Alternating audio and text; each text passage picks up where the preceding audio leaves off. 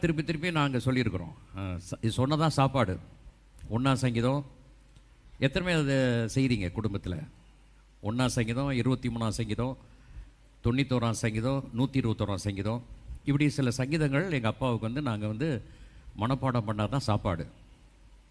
அந்த காலத்தில் எங்கள் அப்பா எங்களை மனப்பாடம் பண்ண சொல்லி மனப்பாடம் பண்ண தான் சாப்பாடு. இப்போ உள்ள பிள்ளைங்க அப்பா அம்மா நீங்கள் மனப்பாடம் சொன்னுங்க அப்போ தான் உங்களுக்கு சாப்பாடுன்னு இப்போ தலைகளை காலமே மாறி போச்சு. காலம் மாறினாலும் கத்தர் மாற மாட்டாருங்க.